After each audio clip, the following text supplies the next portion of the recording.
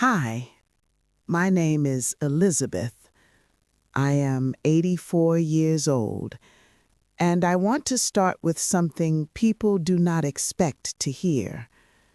When families talk about places like this, they talk about loneliness, they talk about boredom, they talk about the fear of dying alone. Those things exist, yes, but they are not the worst part. The worst part is quieter. The worst part is that you do not die alone. You live surrounded. You live surrounded by routines, by schedules, by staff doing their job, by other residents living their own storms. And in the middle of all that activity, you can become invisible, not hated, not mistreated, just unseen. Care keeps you alive. Being seen keeps you human. And those two things are not the same. If you are listening because you have a parent, a grandparent, an aunt, an older neighbor, someone you love who is getting older, I am not here to shame you. I am not here to accuse you. I am here to tell you what it feels like from the inside. Because brochures do not describe this feeling, tours do not include this part, and the day you need to understand it, you will wish someone had said it plainly. So I will. I will not pretend I was special. I was ordinary. I worked hard. I raised children. I stretched money. I cooked meals when I was tired. I held people together when they were falling apart. I did the kind of work that rarely gets applause, but keeps the world moving. I was the woman who remembered the little things, who liked her tea hot, not warm, who folded towels the same way every time, who kept extra Band-Aids in her purse, who knew which grandchild was pretending to be brave. I was needed, and when you spend decades being needed, you start to believe that is your place in the world. Then your body changes, not all at once. It is more like a slow dimming, like a lamp that does not go out, but loses its brightness. Your knees complain, your balance shifts, your sleep gets lighter. One day you reach for something and your hand is not as steady as it used to be. You laugh it off. You adapt. You tell yourself you are fine. Then something happens. A fall, a hospital visit, a medication change, a night when you wake up and realize you cannot trust the dark the way you used to. After that, fear moves in quietly. Not panic, just caution. And caution becomes rules. No stairs unless someone is nearby. No showering without holding the rail. No leaving the house when the weather is bad. No driving at night. And then, without noticing the exact day it happens, you are not driving at all.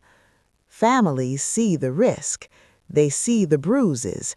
They imagine the worst case.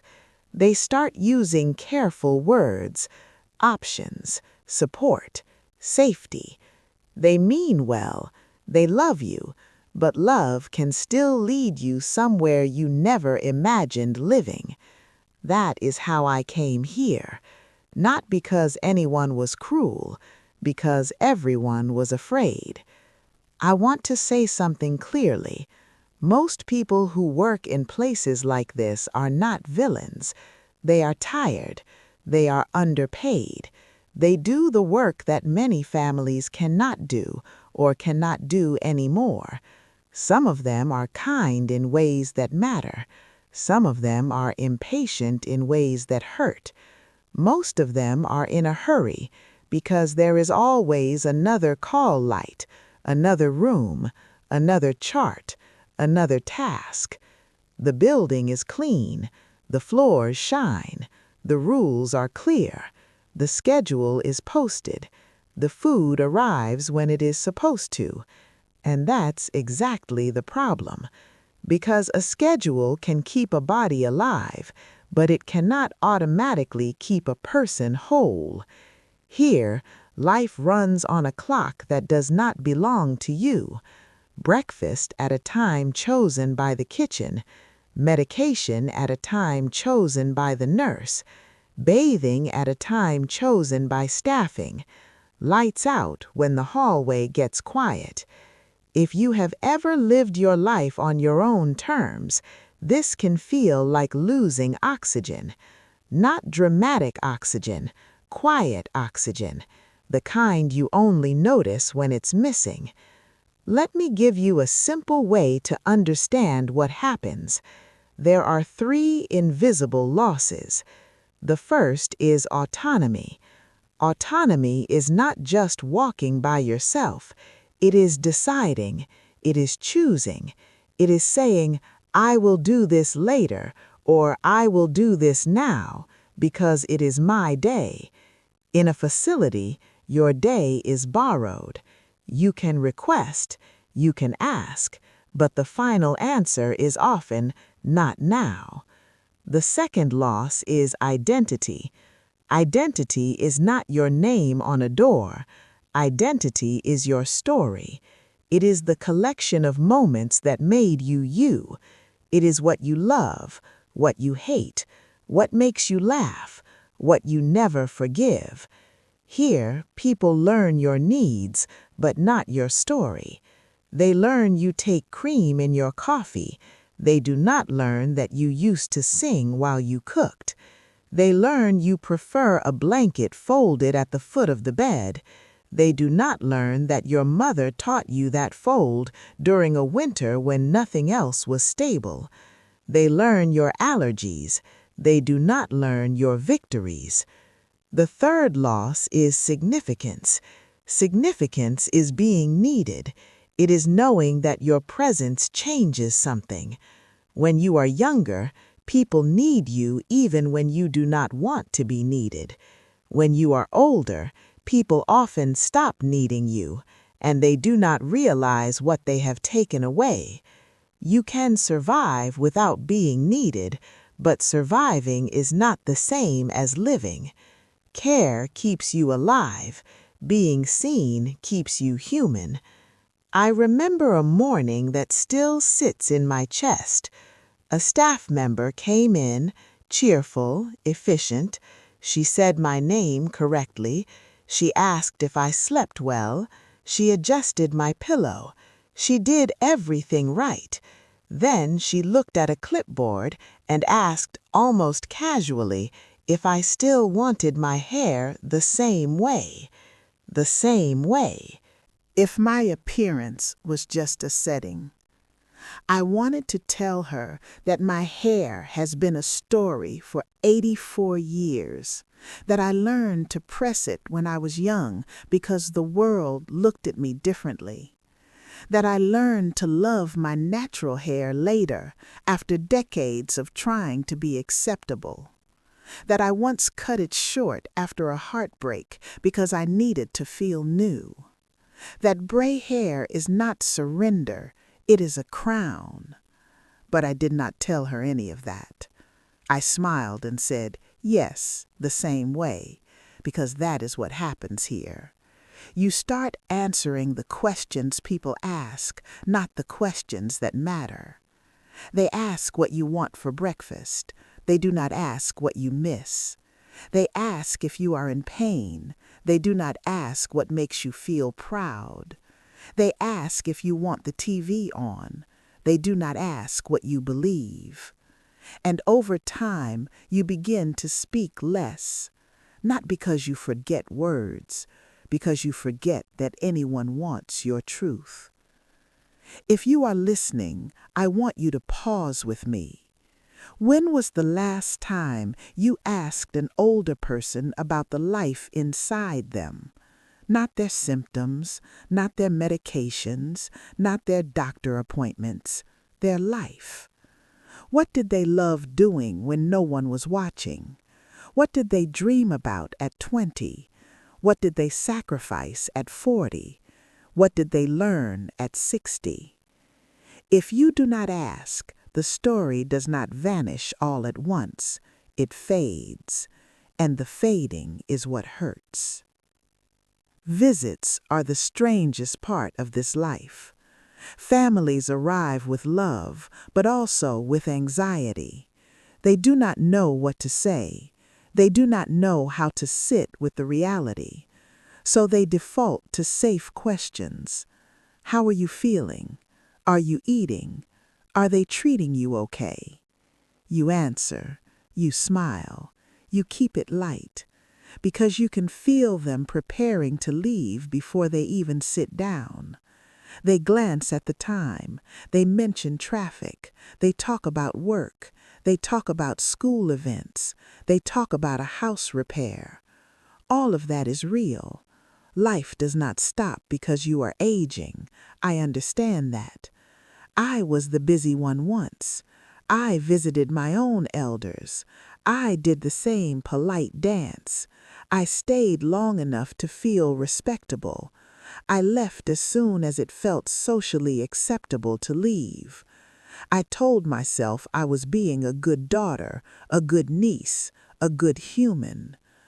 I did not understand then that what people in these rooms need is not your perfection, it is your presence. Presence means you are not mentally somewhere else. It means your phone stays in your pocket. It means you look at them like they are still someone, not a responsibility, not a tragedy, someone. When visits become small talk and clocks, the older person learns a terrible lesson. My time is less valuable than everyone else's. My stories are too heavy for them. My truth is inconvenient, so I keep it to myself. Here's another truth. Families feel relief when a loved one is placed somewhere safe, and they feel guilty for that relief. They do not say it, but they feel it, because caregiving is hard. It is exhausting. It is expensive. It rearranges your entire life. It can strain marriages. It can strain finances. It can strain your patience until you do not recognize yourself. So when a parent is safe, supervised, fed, medicated, families breathe, and then they hate themselves for breathing. I am not telling you this to judge you. I am telling you because you need permission to be human. Relief does not mean you do not love them.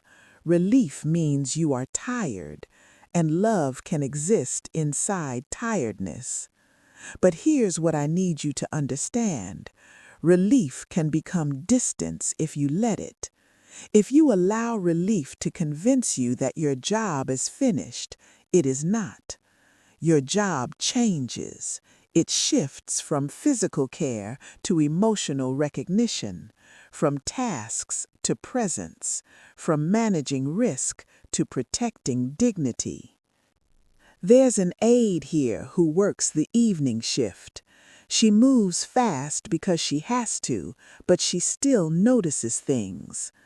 One night the hallway was loud. Someone was calling out. A television was blaring behind a half-closed door. The cartwheels squeaked every time they turned. I was lying in bed staring at the ceiling, feeling that familiar tightness in my chest, the one that comes when you realize you cannot simply leave. She came in to check on me. She did not ask the usual questions. She did not say, "Are you okay?" She looked at the small scarf folded on my chair and said, "That color looks like you." It sounds like nothing, but in a place where most words are functional, a sentence like that is personal. It told me she was seeing more than a task. She turned down the TV volume in the hall. She adjusted the curtain so the street light was not shining straight into my eyes. Then she asked, "Do you want quiet or do you want company? No one had asked me that in weeks. Quiet or company, a choice. Autonomy, even in a small form, can feel like oxygen. I chose company. She sat for 2 minutes, not on her phone, not staring at the clock, just there. We spoke about nothing important: the weather, her bus ride, the way the building smells like bleach no matter what they do. Then she stood up, said good night, and went back into the rush. But the room felt different after she left. Not because my situation changed, because for a moment I was a person again. And that's what you are trying to protect when you show up for someone you love. If you want to do something real, something that matters, here are 7 ways to keep an older person a person. 1. Bring pieces of their life into the room, not generic gifts, not flowers that will wilt. Bring photos that have stories behind them. Bring a playlist of the music they loved before this place existed. Bring a scarf that smells like home. Bring a recipe card from a family dish. Objects can carry identity when memory and routine try to erase it. 2. Ask one real question every time you visit. Not how are you feeling? Ask what did you love doing when no one was watching? Ask what was the best job you ever had? Ask who was your first best friend? Ask what is a lesson you learned the hard way? Then listen. Do not interrupt. Do not correct. Do not rush to the next topic. Listening is a form of touch. 3. Give them something small to be responsible for. A plant they water. A family update they help plan. A small decision that is real. Even something as simple as, help me choose what I should cook this weekend. Being needed wakes a person up. It says, you still matter. 4. Create a ritual. Ritual is powerful because it gives meaning to time. Tea every visit, a short walk to the window together, the same song at the end before you leave, a prayer if that fits your family. A ritual tells the body this is not random, this time is ours. 5. Talk about the future, even if it is small. Older people suffer when their future shrinks to nothing. So talk about next week. Talk about the next season. Talk about the next family gathering. Talk about a small project, like organizing old photos together. A future gives the day shape. It tells the nervous system we are still moving forward. 6. Write down who they are and share it.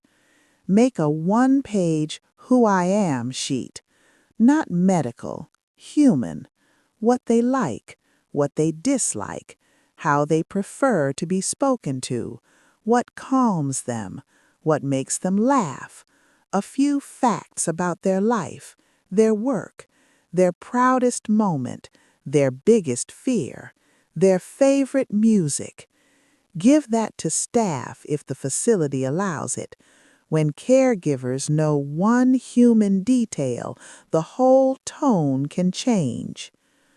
7. Visit more often but stay shorter and come with a purpose. Do not come to sit in silence unless silence is what they want. Come to share a story. Come to ask a question. Come to bring a memory.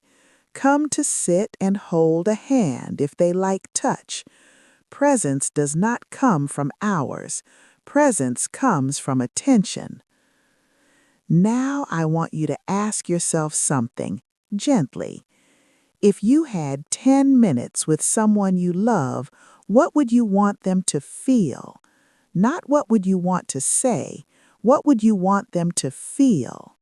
Seen, respected, safe, still part of your life.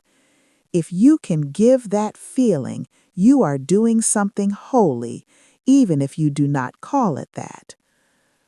The strangest pain of aging is not pain in the joints. It is the fear that your life will be reduced to paperwork, a date of birth, a medication list, a room assignment, a note that says requires assistance. I have watched people disappear while still breathing, not because they died, because no one spoke to the person inside them anymore. They became a routine. They became a responsibility. They became quiet, and the quiet was mistaken for peace. It was not always peace. Sometimes it was surrender. Sometimes it was a decision to stop offering your story to people who do not have time to receive it. That is why I keep saying it. Care keeps you alive. Being seen keeps you human. If you remember nothing else, remember that. I do not know exactly how much time I have left. None of us do. But I know this. Time is the one thing you cannot earn back. You can replace furniture. You can replace a job. You can replace a car. You cannot replace a season you skipped with someone you love. So if you are listening and you've been meaning to call, call.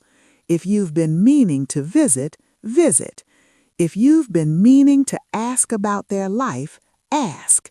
Not later, not when work slows down, not when the kids get older, not when it's convenient. Because by the time it's convenient, the person you love may already be disappearing behind schedules and politeness. And then you will stand in a room holding their hand, realizing you know their allergies, but you do not know their story. Do not let that happen.